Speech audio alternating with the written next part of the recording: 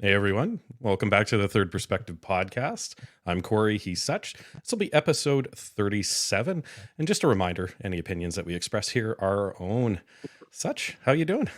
Good, buddy. How you doing, man? Long weekend's over, Easter weekend, all that. Did you have a good time?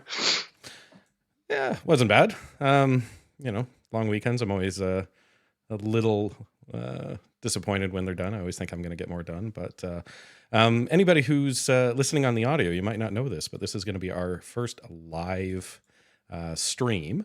And so we should have some fun going along on this and figuring it out. But anybody who's watching, feel free to comment, ask us questions, as I said in our Instagram post. We'll certainly try to get to them as best we can and go from there. Such, I understand, as we've been talking about for the last few weeks, that you had something happen on the weekend as well. Why don't you talk about it? Yeah, man. We had our Night to Inspire gala just this past Saturday, and man, it went pretty good as it relates to first time events and first time ventures and all that kind of stuff. I mean, we had about 130 people attend. It was a full house.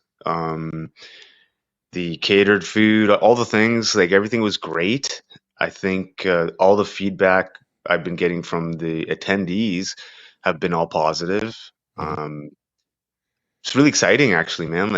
Oh, and also we raised $21,000 on Saturday, so that's going to be going to the Honor House Society, a charity that supports veterans and first responders and emergency personnel in uniform with occupational stress injuries. So that's awesome. Hmm. We- Yeah. Oh, absolutely. Yeah, but I mean, yeah, man, I don't know, man, fire a question away, man, but overall, I think it was an amazing event. It was awesome. The feedback's been great. We're getting some constructive criticism probably this week or so, and then we'll take that information and improve upon what we think we should improve upon and do more of these.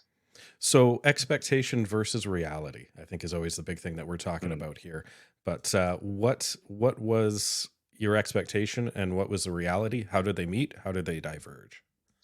So my whole goal was just to get people together and showcase the speakers and their wisdom, and hopefully people can take some of that knowledge and apply that in their lives. That was my goal. Um, Expectation, right when I walked into the venue before anyone came, I was already pleased. It looked a Hmm. lot better than I thought it was going to look, Hmm. like in Hmm. terms of the setup and the way the ballroom looked, the decoration, the just overall was it was I was pleased. And then expectation. I didn't honestly, man, I didn't have very many expectations. I just wanted to make sure that people left happy and Hmm. enjoyed themselves. So I was kind of framing it like, um, if someone were coming over to my house, how would I treat them? Right. And, so pretty much I was just going around tables and making sure people were enjoying themselves and if they enjoyed the food and all that kind of stuff. So that's kind of what it was like for me. Hmm. Um, and in terms of the speakers, all the speakers did very well. I think, from the feedback we've been getting, the feedback is pretty good considering a lot of the people in attendance weren't all first responders or veterans or anything like that. There was a good mixture of a crowd. So, Hmm. some first responders, some veterans, civilians, no knowledge at all in this space whatsoever. Hmm. So I think from that perspective, I'm also very pleased that we were able to bring in people that had no clue who the speakers were to begin with. Hmm. When we're a part of a community within our own communities, oh, we think these people are, you know, they are amazing, but I know them for myself, and no one else, or not very many people, know who they are. So that was also another goal I wanted to achieve, is being able to bring people together who can witness these speakers' wisdom, and then who had no clue about who they were, and so now that they can talk about who they are with their friends now, and What was the so hopefully. response? What was the response from them? Like you were mentioning, obviously there's non first responders, non operators, and things like that. What was the response from them when you were talking about the speakers and sort of what they were learning? I think it was amazing, man. Like everyone was paying attention. Everyone came in with an open mind and an open heart, and they It was impactful, man. Like, I mean, I spoke to a bunch of people, and everyone were saying the speakers did very well, and they, some people like Sean Taylor spoke, and the essence of his speech was essentially, find your why and all that kind of stuff, and Mhm. determining your purpose and things of that nature. And he was getting DMs, like probably even still, people connecting with him saying, "Okay, I'm going to work on my why." So like he actually, you know, engaged with some people, and people are actually doing that. And Glenn He Kirkland, connected with them. yeah, for sure. And Yeah. then Glenn Kirkland, he was another speaker who has an amazing story of resilience and reinvention, and that impacted a lot of people as well because he was sharing his story of when he was in Afghanistan and how he was in a unit or a team, and his entire team was killed by a rocket, and he was the only lone survivor, and he had some significant injuries, and he talked about how he came back from that and eventually became an entrepreneur in real estate and made some pretty good money, and ended up retiring young. And right when the Ukraine war happened, he up and went to help out for 9 months. Hmm. And he shared what he did, and you know, helping civilians, women and children, like almost 1,000 people. He saved almost 1,000 people's lives. So he was sharing, I think it was about 700 people, and he was sharing his story, and that really resonated with some younger people. Like I know Hmm. one younger fella who's in his 20s was like, man, that he was impacted by that story. So a lot of people were impacted.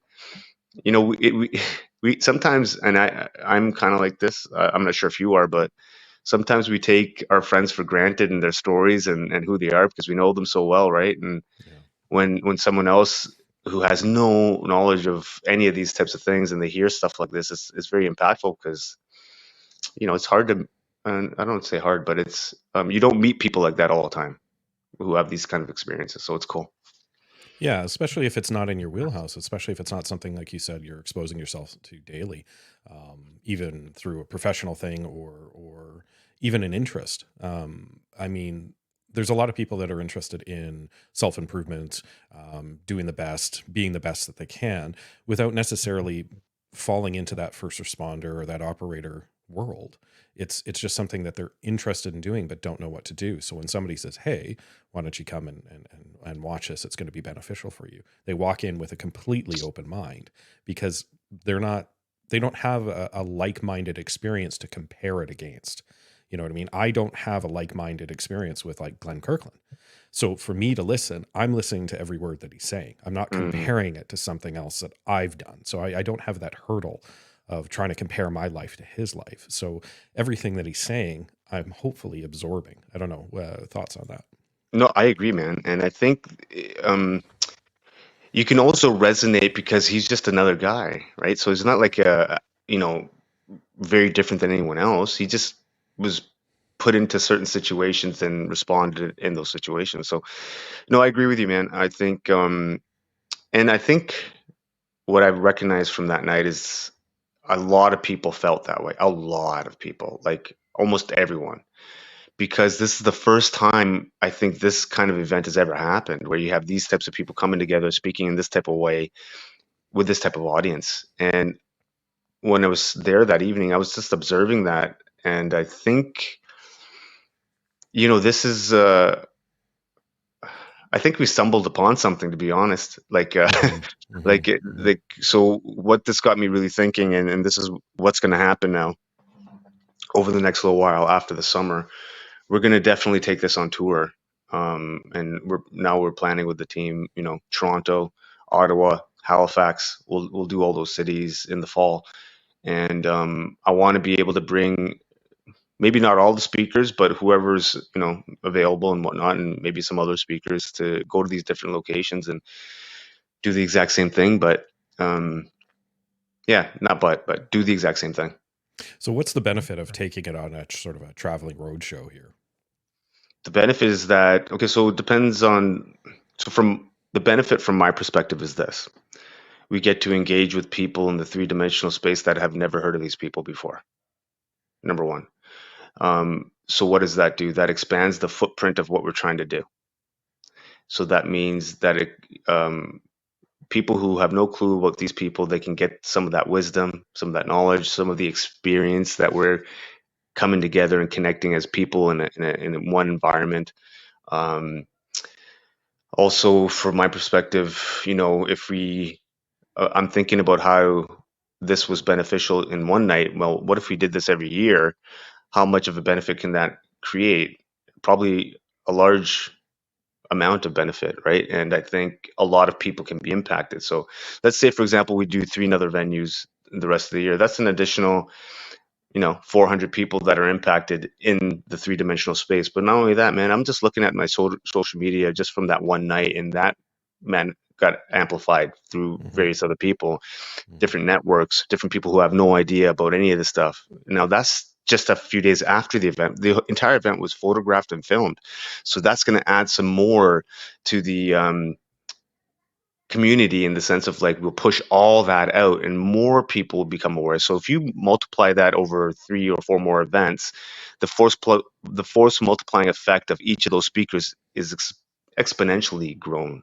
Hmm. So, let's say we pick those three city this year. Well, maybe next year we do Edmonton, Calgary, Winnipeg, and some other cities.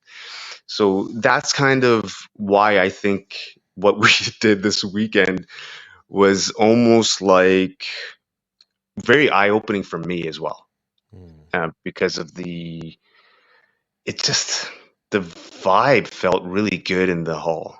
It felt welcoming. Like, I didn't like, and it wasn't perfect. There were things that we can definitely improve upon, but Yeah, we'll just the touch base on those for sure. yeah, Yeah. yeah. But the vibe itself was just good, man. Like, everybody was pleased, from the the serving staff to the DJ to the videographers as well. Like, everybody. So it was and I'm just reflecting on it now. Like, I wasn't able to reflect because I was in the moment that day, and I wanted to stay in the moment because I wanted to do the things. But I Right. was talking to Sean. I was talking to Sean Taylor, and he doesn't say these things very often. But he was even letting me know. He goes, "Hey, do you feel proud?" I go, "Well, I feel pleased. I feel pleased that this is happening." And he was like, "Well, maybe you should really think about it, and because you should be proud of what was achieved on the evening." And I was like, "Well, thank you. I appreciate it." And now that I've had time to reflect on it, he's absolutely right, and I do feel proud because we brought people together, and people were able to communicate and chat, and people that wouldn't be thinking about these things. So I'm very proud. Mm. Two-part question for you. So, first part is, what sort of nuggets did you take away from this? What sort of individual nuggets did you take away from this that you can share with our listeners? Either wisdom or things that you thought of. And second part to this question: what is the end goal? What 10 years from now? What are you looking to see Vancouver happen? Convention Center. Yeah. I mean, 10 years from now, the Vancouver Convention Center, a whole weekend, David Goggins as the keynote speaker, and then our community. That's what I see in 10 years. Something like Okay. that. Well, Something like that. we should book David Goggins now. I hear he books up pretty quick. So No, but I mean, but that's kind of, a David Goggins type esque keynote. yeah. But that's kind of, what I was thinking as an end goal. Now, in terms of nuggets, oh man, there's so many nuggets. And the nuggets that I've taken away are improvement nuggets. What I can improve upon, how I can speak better, what I need to do that better. Also, how to organize the event better. Um, Logistically, how to make it more seamless, how to make the timings more um, structured, making sure the audiovisual is tighter, making sure that we make the optics of the evening a little bit smoother, in the sense of, like, maybe we have a stage next time, maybe we have a panel and everyone's sitting up on the stage rather than at tables, and we call them up, as opposed to you know just more of structure type of things. You're looking at more of a presenting kind of thing. Yes, Yeah. yeah, more of a presentation sort of thing is. But in terms of the essence of it, I think we knocked it out of the park. So what sort of like informational nuggets is kind of what I was getting at. So somebody went up, they did a presentation, they did their talk, and you went, I need to remember that. So for our listeners, what are some of those things? I think I think I think each of the speakers had each of them themselves had knowledge that you could probably take away, each single one of them. And you Were know, the tones different? Like, full disclosure, I wasn't able to make this event due mhm, to some scheduling issues, mhm. but was the tone of each presenter different, or was there a common theme through all of them? Yeah, so I think that we could probably do some work there in terms of having more of a common theme, or maybe so each speaker had a slightly different vibe, right? Hmm. Or energy to them. Like obviously Glenn's story is pretty, it's pretty well, the story that he shared was pretty harrowing, but there Hmm. were also like moments of laughter. So his, not everyone was like that. So mine was more of a inspiring feel. Hmm. Hmm. Sean Taylor's was more of a inspiring and more of a call to action. Seb's was more of an instructional, like more of a facilitation of a course, right? I And think that's valuable. I think the different themes and tones, and I'm not suggesting that it should be the same throughout every um, presenter, because I think that can kind of get samey. You mm, know, once you've sort of absorbed what you think you need to absorb, sometimes it's like, oh, I've already heard that before, even though it's different information. So I think the tone of each person should be different slightly, and up to them, honestly. Again, I mhm. wasn't there. You know, No, but take my listen, constructive criticism as it is, but no, but I think listen, man. I'm new to all of it, right? So I'm going to take mhm, any sort of constructive criticism I can, because I want the event to be the best event it can be moving forward. And I think there is some truth to what you just said there, right? You want variety, and I think that's part of the reason why I chose the speakers that I chose, because there are a variety of speakers there. They're not just all operators or veterans or first responders, they're civilians as well, right? So with that civilian mindset, I really do want to have civilians part of the speaking crew, so that not everyone is a first responder. And listen, man, 10 years from now, we don't want it to just be first responders sitting in a venue. We want everyone, right? We want everyone to be able to take away whatever experiences that we can share, so that they can just be better themselves. That's the ultimate goal. yeah, yeah, and I think that's probably like I'll tie it into our theme for today, which is moving forward. So the idea is we've done something successful for our listeners too. I want them to think about something in their brain, not organizing an event or anything like that, but we've done something successful, or we've done something that we need to learn from. How are we moving forward and going on that? So we'll touch base back on your event, Hmm. obviously, but I do want to touch base a little bit later in the podcast about how we as individuals move forward from triumphs and challenges. Well, I So, guess. Yeah, sorry. Go. Go. You go ahead first. Sorry. well, no, it's really it's touching base back on what it is. So it sounds like fantastic event. Everything sort of went off better than what you had hoped. You did mention some constructive criticism. I imagine some of those are a little bit of challenges. I know you've mentioned a couple of things there that you'd like to do better. That doesn't mean they went badly, but they're things that you'd like to do better. Is there a difference between things that you'd like to do better and the constructive criticism that you received? No, it's both the same. I think Mm, they were pretty equal. Um, and essentially, it was fundamentally like, at least, okay, anything that you do, at least from my perspective, anything that I do, event, training, um, cleaning the house, whatever it is, man. mhm, I try to think about how I can do things better, so that we can improve all the time. Because I don't want to just, do a thing and then not improve what I've already done, because we can always do things better. We can always do things better. And I think, if for me, if I'm just thinking about how to do things better, it's not necessarily the best way to do it if it's just me by myself. But I engage with a bunch of different people who are able to observe whatever the thing is, gala, running, um, communication, whatever the thing is, and engage with them to see, okay, well, how do we do these things better?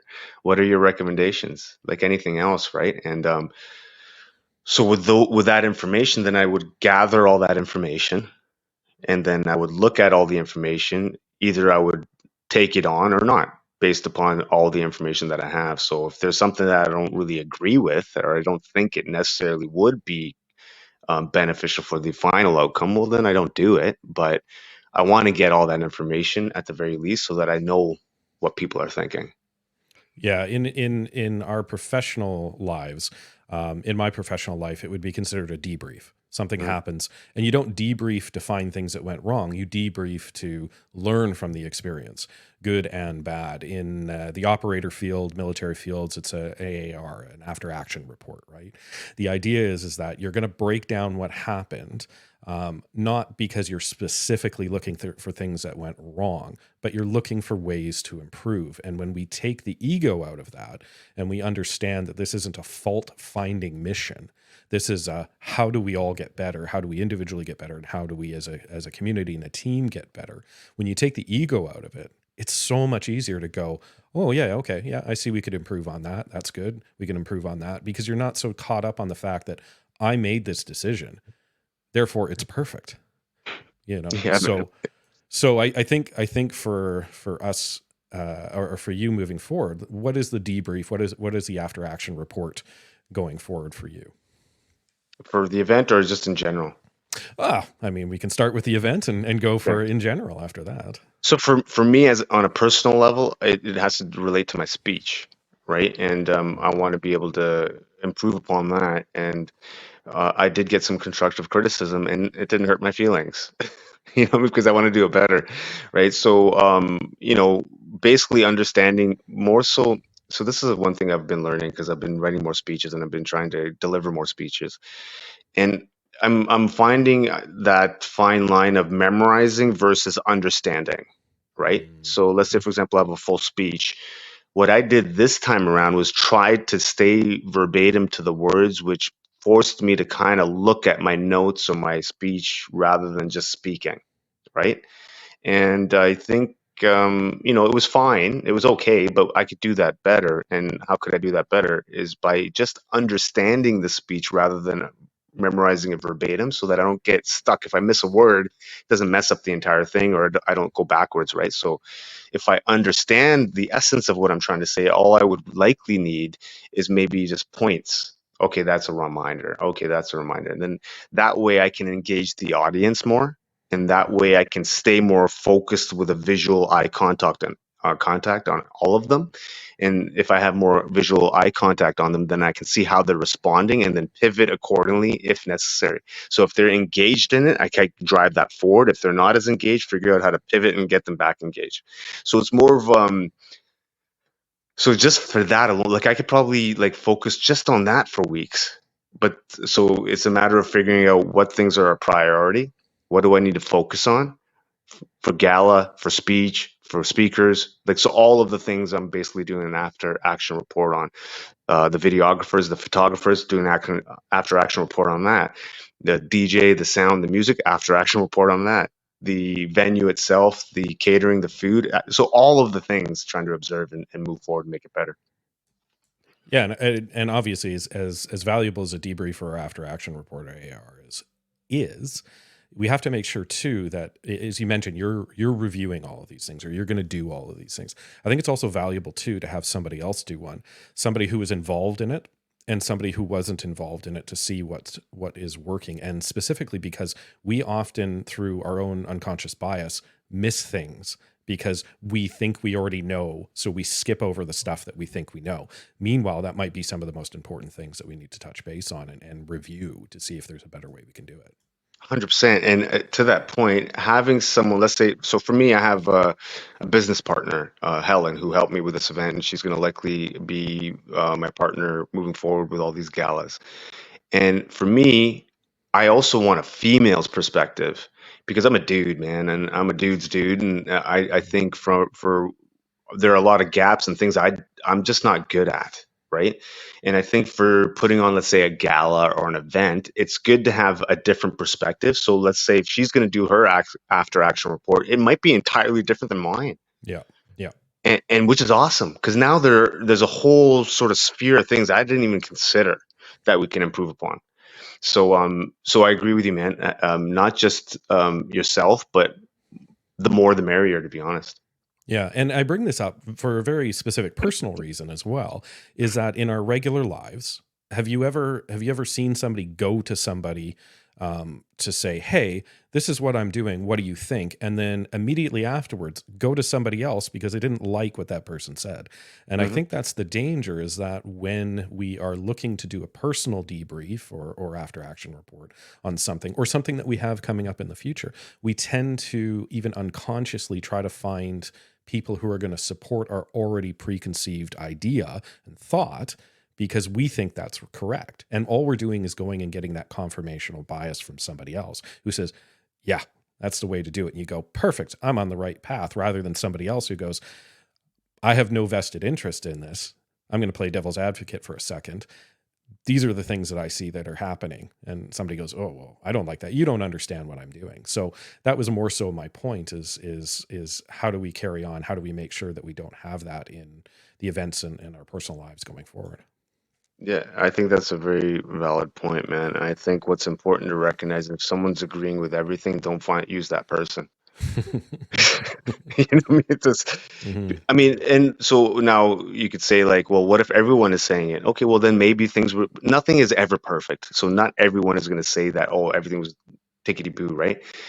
So when someone is saying that, the odds are that they just don't want to hurt your feelings and they don't want to be honest about it. So maybe there's an opportunity there to be like, no, no, it's all good. Please give it to me. I want to know because I want to improve upon it. And then generally speaking, everyone does have an opinion and you can probably get it out of them. But you have to, as an individual who's requesting that information, has to ensure that your ego is in check. It's not about you. It's not about my ideas. It's about what's the ultimate goal and the final thing that we want to achieve. That's what the priority is, not my ego, not how I feel. None of that matters. It's what's the target? How are we going to get that thing? And let's do all the things that we need to get that thing. And just for our listeners, I think it's also important too. While it's good to seek out additional thoughts, and like I said, the devil's advocates and the things that we do, don't do the paralysis by analysis and just go to 5 or 10 people and try to incorporate everything. Like at a certain point, you have to put down the book and start taking action on it, and then reviewing that, going back and stress testing it and saying, did that work? If it didn't work, get rid of it. If it did work, but there was something that you didn't do properly, do it properly, see what the end result is. So don't go the opposite way of only going and finding people that are going to say yes, around your same circles, and then going out and try to find 10 different people and trying to understand why you can't make any progress because you're trying to implement 10 different people's opinions and ideas of what you should do. Yeah, I think what I'm doing, and this is pretty good, man, because like I'm in the process of all these things, so I can share my what I'm going to try to do. And for me, I have my vision. I have what I want to do. I know that. And I think with selecting maybe 3 or 4 people's perspective and the perspectives that might not be 100% like mine, or they may not think like me, I want to select certain people for that. And then once I get that information, I'm still making the decisions, but I want to get the input so I can reflect on all the things and I make the final decision. I'm not asking for permission from anyone else. I'm not asking this, that, and the other. I'm basing all of the decisions based on my understanding of the information available. And that's the decision I make. Yeah. And again, also the other side of things is when we are doing those debriefs in our own personal lives as well. Like you mentioned, you want to improve on your speech. You don't want to memorize. You don't want to regurgitate. You want to reiterate, Mhm. basically, is what it is. But keep in mind too that your professional job is not a speech maker. So understand the context of what it is. So when you're doing that debrief, understand you're not a professional event organizer. You're not a professional presenter. You don't generally stand up and talk to people. You may be good at it and you may be getting better at it, but to also in our personal lives cut ourselves a little bit of slack. If we're going to go and do something new and we're going to do the debrief and the after action report, don't compare it as who's the best person possible that's ever done this and how do I measure up to them. It's how do I measure up to what my expectations were, to what the reality was, and is there room for improvement, and if there is, how do I do that? Sure. I agree with some of that. I think for me, this is kind of how I think, and it might be different or the same as many people. I don't know. But this is how, when you start saying that, um, I know how to be a professional. I may not know how to be a professional event planner or a professional speechwriter or speaker, but I know how to be a professional, and I can take that mindset to anything that I want to take. So that makes me a professional event planner, and that makes me a professional speechwriter Mm-hmm. and speaker. And so to that point, I think, you know, I don't compare myself to the people that are been doing it for 10 years, but I do look at them because that's the end game. So let's say, for example, let's say it's a, for lack of a better person, David Goggins, let's say, who's a professional speaker. I can use him as a template and still think as a professional and make sure that I organize things on a professional level with the mindset of being a professional. So I think, you know, I am a professional speaker and professional event planner because I just did one. So Mm-hmm. now we got to move on that path to be a pro. And because it's not just about me, it's about everybody else who's part of the community now. I gotta be a pro about it, man. I can't not be a pro. So we got to do it for the team. Mm-hmm. So that's kind of how I think. Yeah, and I agree. And again, the professional side of you, I hope you look back on how you were as a professional there, like I'm saying. Right. So, and the other thing, and it draws into all your guests as well. You had 9 guests, correct? Guest speakers. So Yeah. yeah, so that's 9 lifetimes of experience. So if I think that I need to measure up to every single one of those speakers, that's, I don't know, we'll say 90 years of what I need to do to try to be a professional at the same level that they are. And in some cases, obviously, it's much longer than 10 years to get them where they were. But if I'm trying to measure myself out to that, I guess is more my point. There's no way I have a physical amount of time. So understand that there's going to be certain things that even though I'm a professional at, I may not be at the level that I am, that I think that I should be. But that's not because of a failing on my behalf, and it's not because I'm not stress testing it and putting it back. So maybe a little bit of leeway for some people, I think, is hmm probably what I'm saying. But that's Yeah. more so what my point is. No, and I agree. I think really all it is use a professional mindset and allow time to do the rest. Mm, Right. I mean, yeah, I don't have the time in of a person that's been doing it for 10 years. I have the time in of, let's say, a few months, but I can be a professional for 10 years. And in that time span of pushing forward and doing my best every single day, I will get there. It's inevitable. And it's funny, Sean, Sean, Julia, and Sean's wife went out for a later lunch on a Sunday, and we were mm, just talking about these types of things, right? Like, you know, once you have the clarity and once you have the purpose, and everything else is just time, right? And if you have the purpose and the clarity and the conviction to keep moving forward, it is really just time, and it's part of the conversation. And I'm just going to share a couple things, and it might sound silly, but whatever. I was talking to Sean. I go, man, it's only a matter of time before. Okay, let me. It's only a matter of time if I keep doing, and people around me keep doing exactly what we're doing with the trajectory that we're on. Everyone in Canada is going to know what we're doing. mhm, So if it's a year or 10 years, it doesn't really matter. I know I can do exactly the same thing as I'm doing right now and keep pushing forward 1% better every single day in 10 years. I know that. So that's what gives me the clarity and peace to keep driving forward. mhm, mhm. Was it discipline plus time equals results? Yeah, I mean, I think so. I mean, it's true. I mean, proof is in the pudding, man. Like, I still can't imagine in 60 days we put this thing on. Hmm. Like in under 60 days, and it wasn't a small thing, man. Like 130 people, and most of them I didn't even know. Like, I honestly didn't know a lot of them, man. And I was talking to Sean and a few other of the speakers, and they didn't know a lot of them. Hmm. So we did know some, but like there was a few tables I had no clue who they were, like absolutely none. And If you're one of those that's tables, don't feel bad. no, but I think it's not a bad. I think it's awesome, man. That means we've reached out to people that, as an individual, I don't know who they are. So what does that make me think? I was talking to Julie about this the other yesterday. I was like, oh, you know what I want to do in another year? I want the entire venue to be people I have no clue who they are. Hmm. That's the goal. Yeah, of course you want your people, your friends to support, but that they're already supporting, man. I want people who have no freaking clue, and it's 130 people that are just strangers. Mm. And that's when we know we're really making an impact. You mentioned constructive criticism, which I want to touch base on now. You said you've received some, and you haven't let me know what it is, but so I'm dying to know what the constructive criticism was. But I also want to know the little caveat on that is: was the constructive criticism only from the people that you knew, or these out of the 130 people, and some of them that you didn't know? Did you get some of the constructive criticism from them? And if you did, what was it?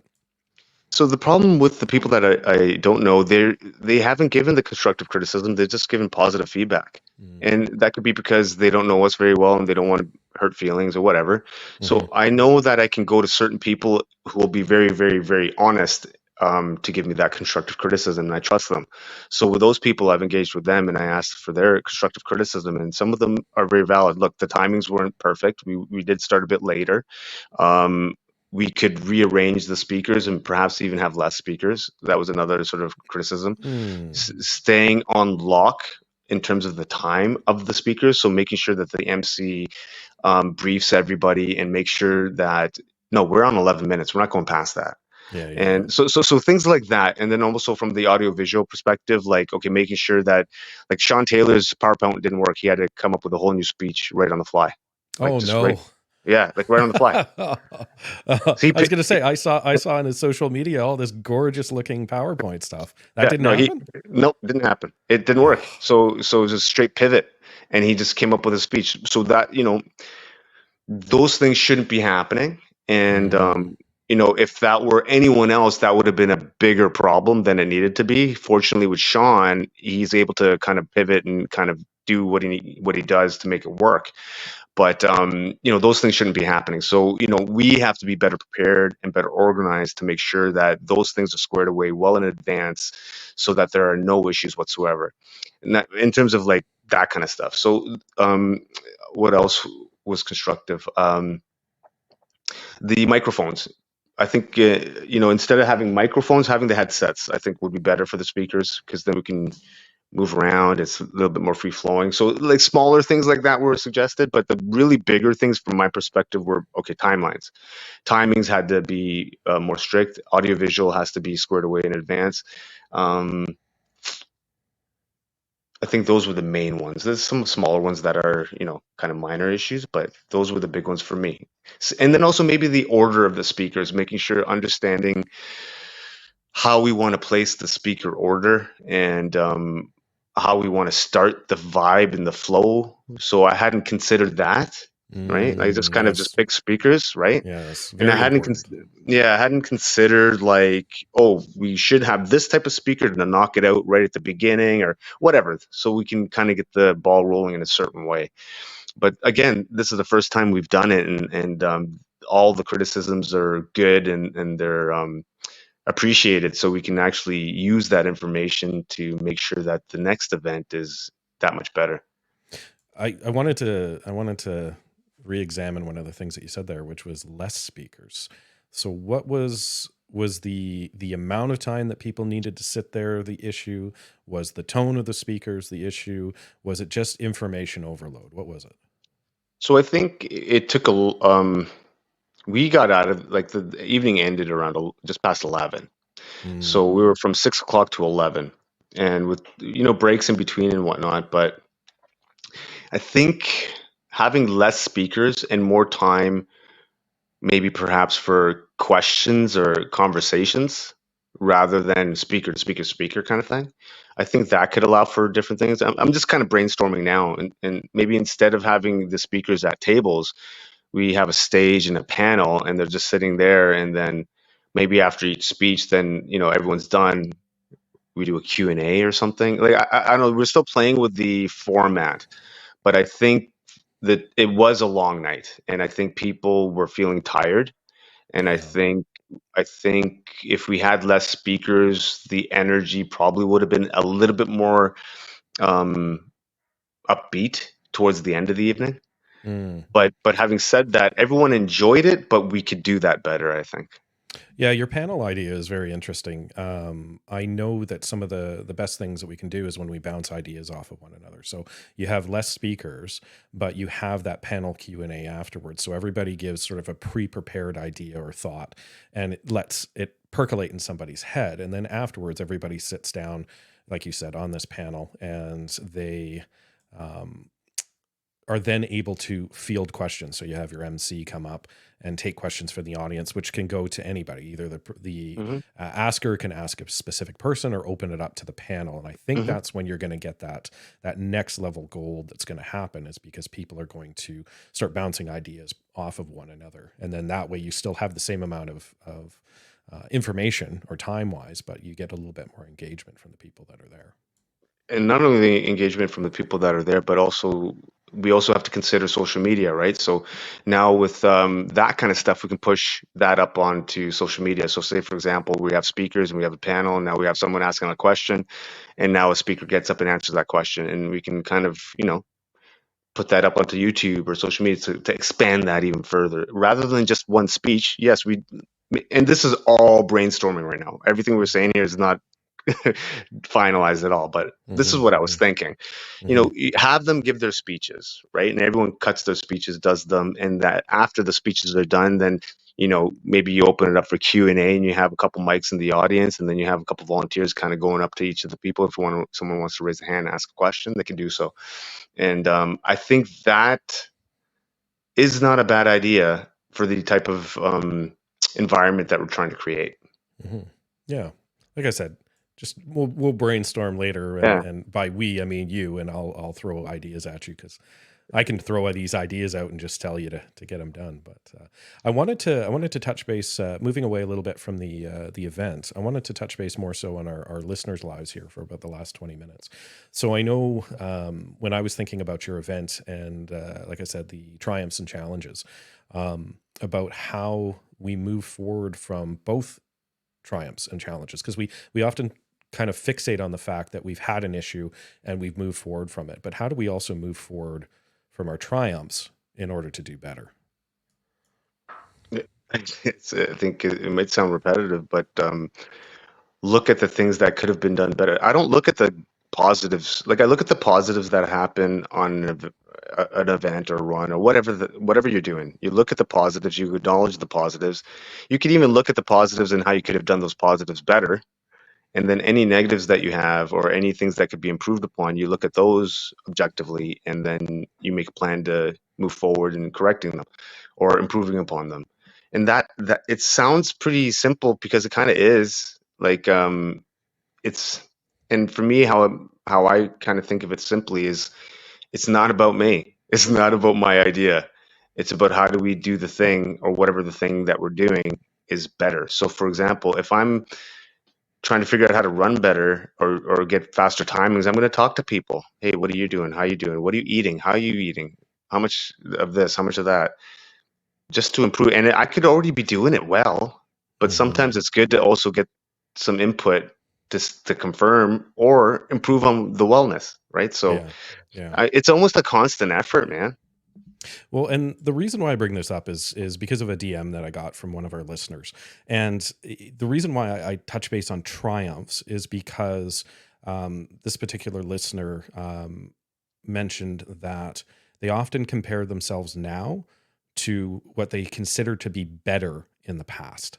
And the idea is that they used to be this, and now they're comparing themselves to what they used to be. Triumphs, not challenges, but like, they were an athlete, and they were doing this and that, and adventurous. And if any of our listeners are nodding along here, and they're looking at their lives now and they don't feel like they're doing the same thing, they've never moved forward, in the least in their mind, from who they used to be. They still identify themselves as something that they were when they were 18. It's kind of what my point is, Mm, kind of what I'm thinking. How do we move forward from that? okay.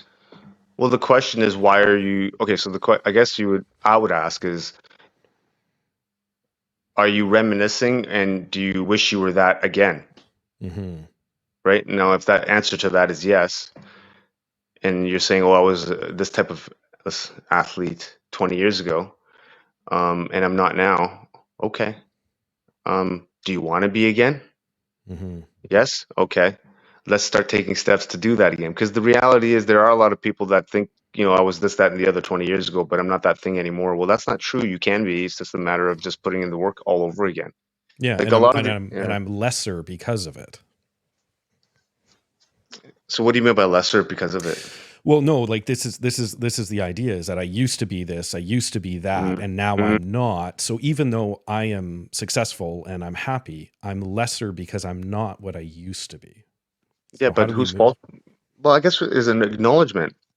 I think acknowledging it. For me, if I'm lesser than what I used to be, I have to understand why am I like that? Why am I lesser? Do I want to be that again? And if I do, then I have to take ownership as to why I haven't been maintaining those things, even though I still wanted to be that thing 20 years ago Hmm. today.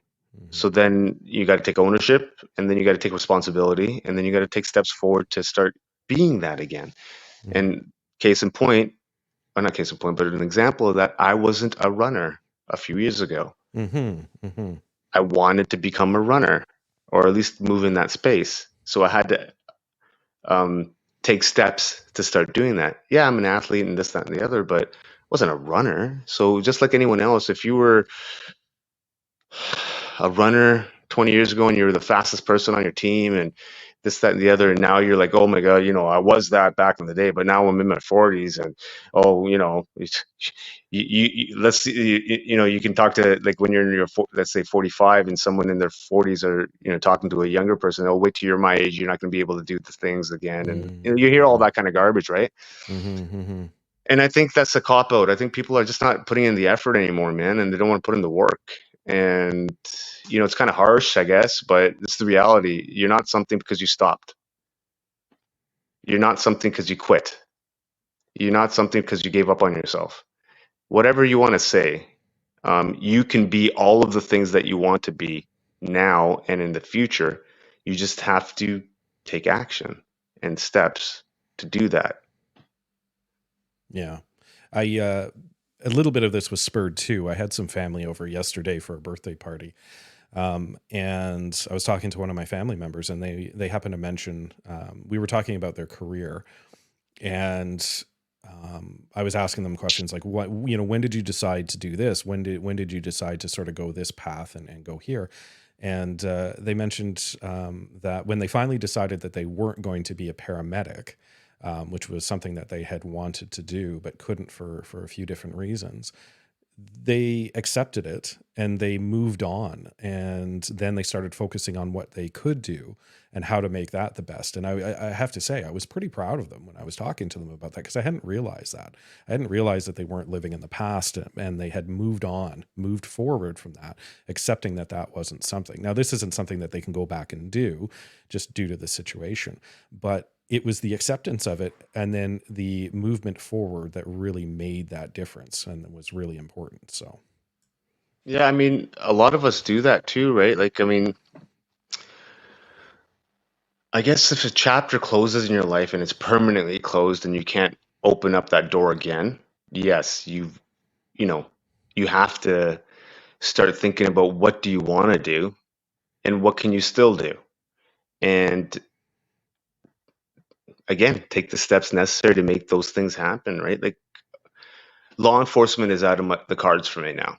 mm-hmm, That chapter is closed, right? For whatever the reasons are. Working in law enforcement or really to be honest, working for anyone, that door is closed now. mm-hmm, It's just done. I'm not doing it. mm-hmm, So I've had to think and figure out how do I move forward as an entrepreneur? How do like I have no freaking clue, bro. I've been working for the government for over 18 years, man. So mm-hmm, how do we do that? And that's part of the reason the gala happened. Part of it was obviously to raise awareness and funds, but I got to think about what kind of things do I want to do moving forward that still fills my cup, that allows me to be myself, that allows me to continue on the path I'm on, but also I can pay a few bills through. mm-hmm, So I think, you know, doors do close and sometimes doors are shut on you. But I think what's important to recognize is understand who you are and try to find the keys to those doors so you can open them. Or if you can't find a key, fucking kick it down. Yeah. Yeah. I agree. Like I said, that's essentially what I did on Saturday.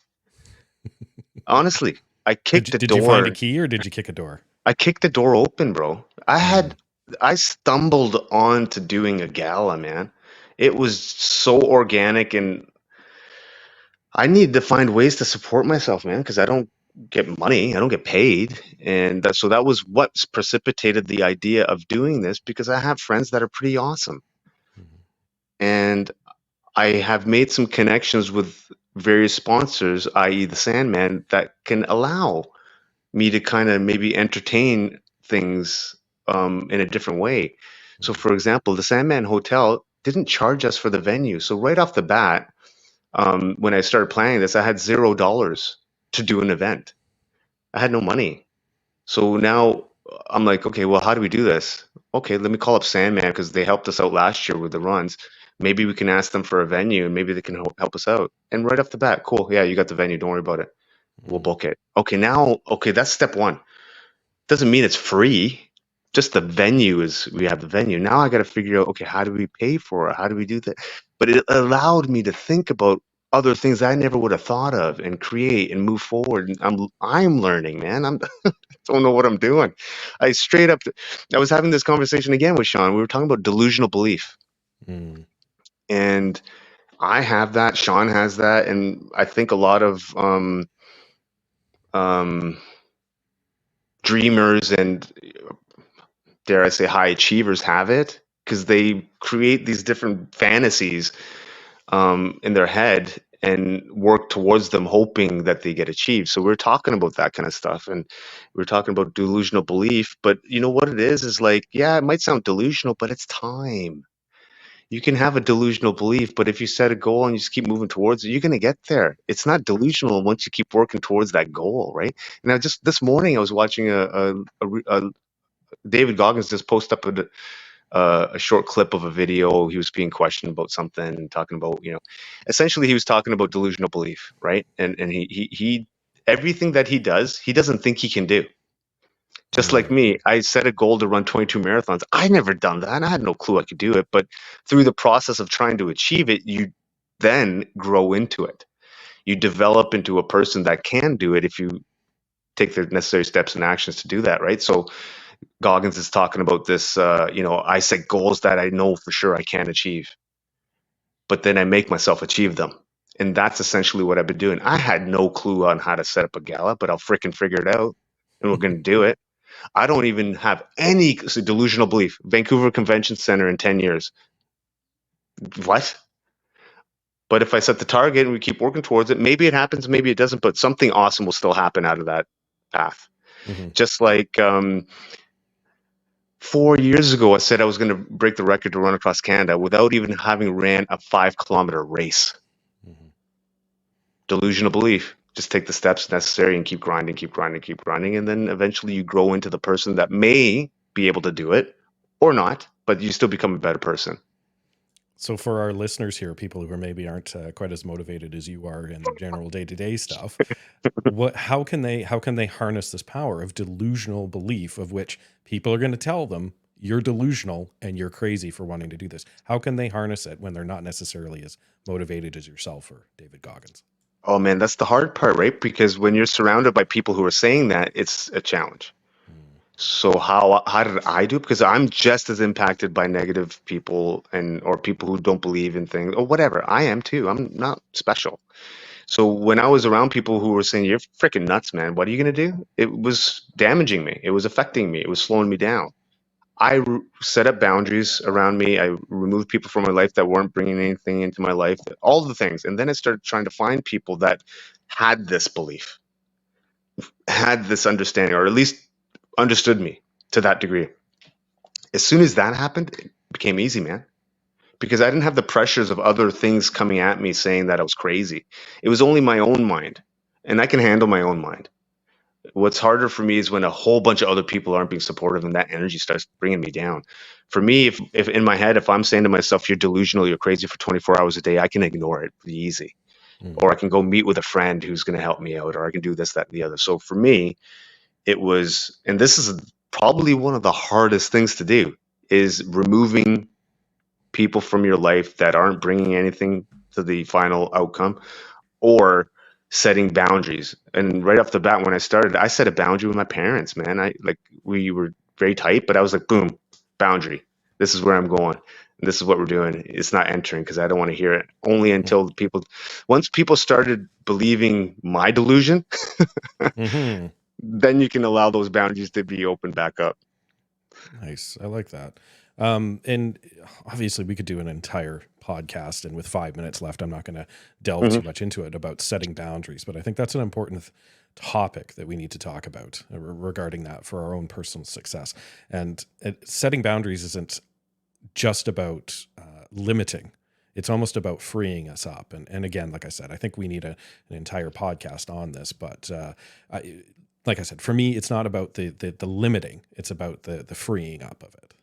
Yeah, for me, it's just so I can stay focused, just so I can stay on task. Um, for me, like because I also get very excited if I'm around other people and they have different ideas. I'm like, oh, I want to do that now, or I'll go do, like, man, so I have to stay focused, man. I got to find ways for me to stay focused. So I have to, like, I was talking to Tim Turner, the Army Sergeant Major, Gunny. He was there as well on the weekend, and we were talking about things, and I started getting excited about something else. And he's like, "Yeah, listen, stay on task. Just do what you still need to do, and then after you're done Yeah. all that, then you can have a conversation about doing this, that, and the other." So I understand that about myself, and this is what I was also mentioning to other people. I have been over the last couple of weeks and I think this is the fundamental thing for me, is understanding yourself first. As soon as you understand yourself as a human or as a person and how you do things, it's a bit easier to, at least for me, it was a bit easier to set those boundaries because I understand myself. I kind of have to do that to be able to achieve or do the things that I'm wanting to do. So yeah, Mm. Well, I think it's been a successful live stream here. yeah, man. Not as many comments as I'd hoped, but we're all good. We'll Better get luck those next on the time. next one. Yeah, better Yeah. luck next time. Before Um, we s- before we finish though, I just want to drop one thing. I'm wearing the Satch in Motion shirts. So these shirts I'm selling these shirts now so that they can help pay for some of the initiative of me running 60 kilometers a day for 52 days starting in June. And this is my logo now. So it's where is it? I don't know how to do it properly, but it's right here. There you go. And that's the new logo. And on the back, it's a picture of me or of running and various different dates of where I'm going to be running to. So this is going to commemorate the run for this year. If anybody wants this shirt, feel free to DM me. The cost of the shirts are $50. I know they're kind of expensive, but the reason why we're charging that is because it is expensive for me to run across 60 kilometers a day, 52 days. So any support that anyone can give is greatly appreciated. And when you're buying this shirt, I mean, it's kind of a step in the direction of history, right? Like next year I'll be running across Canada. I'll be the first person of color to attempt the run. So any support, DM me if you want the shirt, and we'll make arrangements to get it out to you. awesome, fantastic. And I also wanted to touch base on something as well from episode 33 with JT. There, when we talked about Mm. learning, the end, he'd mentioned that he was going to send us out some books that he'd written for our listeners. Well, I am happy to say that I have 3 of these. Let's see if I can Yeah, figure got this it. out here. There we go. Got it. Yeah, You Are Greatness, Volume 1 by JT Suey. And I've had a read through this, and the great thing about this particular book is that it's less of a novel and more of a as he says, a choose your own adventure. It's a worksheet. It's something that's easily digestible. It's broken down into chapters and sections, and has a worksheet for you at the end of every one. And the idea is that he's trying to literally convince you that you are great and that you deserve to be great. And we have 3 books available to our listeners that we would like to send out to them. But we wanted, as I had alluded to in a story, we wanted to sort of have a little bit of a contest. So I wanted to have a little bit of a live chat here with you, Such. My initial thought is to have our listeners describe who they think in their life is great and why. And then after that, have them actually tell this person why that they're great and why. I don't know. What do you think? Yeah, Thoughts? man. Sounds good. I think it's a good idea, and I think yeah, I think it's a good idea to see if people are going to engage to be able to do that. And I think it's not a bad idea to also let people know in your lives, um, acknowledging if someone's great in your own life. It doesn't hurt, man. It's always a good thing. Yeah, again, and that's my thought. I mean, we've touched base on this before about go out and tell somebody that they matter to you, right? But it's Hmm. different when you hear somebody walk up and say, you know what, you're great in my life. Here's the reasons why. Hmm. Because there's so many people. I said something to my wife yesterday. We were talking about something completely off the hook, and I said something, and she like reached over the bed and kissed me because of what I'd said. Was just so she wanted to hear it, but it was something that I was just saying as a matter of fact about being with her, and it wasn't said for a reaction. I didn't even think it was going to get that reaction, but it meant that much to her that I didn't realize it. So imagine if you tell somebody that you think they're great, but think about the people that are in your lives, think about the people that you interact with, think about what the idea of greatness is, how they are, and why they are, and then let them know. But thoughts on how we can have people actually let us know that they're doing this? What are your thoughts, Such? Well, I think people should, if they're going to do that, tag us in your stories. I think tag us and the person maybe that you think is great, and with maybe a couple comments in the story saying, maybe two things why, let's say three things, one, two, three things of why you think they're great. Tag them, tag us, and then we'll go from there. Yeah, story, video, anything like that, and we'll do the hashtag You Are Greatness, and we'll go Also, from there. also tag JT. Mm-hmm. Yeah, Yep. tag so what you can do is tag third perspective, tag such emotion, and tag JT along with the person that you think is great, and then with three things that you think of them as great, and then we'll go from there. Yep. I'll put it up in the Okay. post here for everybody that doesn't want to sit there trying to write everything down of all the Yeah. things I have to do it. But I'll do a story on it. But I just wanted to double check with you. Such I know we've talked a lot about sort of the gala and your things moving forward. But what do you have upcoming here? Upcoming now is just training, and then my 60K for 52 days starts in June. So I'm gonna be focused on just training right now, and then a little bit of planning and organizing for the future galas in September. In this week, though, I'll be formalizing and starting up the Such in Motion Foundation. So moving forward, in the next few weeks, we're going to update and revamp the website. So if anyone wants to make any kind of donation, now you can make it to the Such in Motion Foundation, either as an individual or as a company or a corporation. You'll get a tax receipt and from the CRA. So you can, if you want to send $20, we'll give you a tax receipt for that. If you want to send $20,000, tax receipt for that. Mm-hmm. And what we're going to be doing is I'm going to select a few charities throughout the year to donate to. Right now, my fundraising goal for the Honor House Society is $30,000 for the year. We're at 21,000 now. Another charity that I'm going to be supporting is the Kids Play Foundation. And I also want to reach out to anyone who's listening to this. Maybe send me two or three other charities that you think would be charities that I should engage with, and kind of have as my three to five charities that I support throughout the year. Hopefully, I would love them to be mental health related. They don't have to be veteran or first responder related because we have the Honor House for that. But maybe a female mental health, men's mental health, something, whatever you guys think, send them my way and I'll vet them and then I'll add them to the list. Awesome. And yeah, we look forward to having you come back next week. We won't be doing a live stream. We've got some guests that we're just narrowing down some actual scheduled days for, but we have about 4 or 5 who've definitely want to come on here in the month of April, and I'm quite excited about it. So, from all of us here at the Third Perspective, thanks for joining us. We hope to see you next week. See you next week.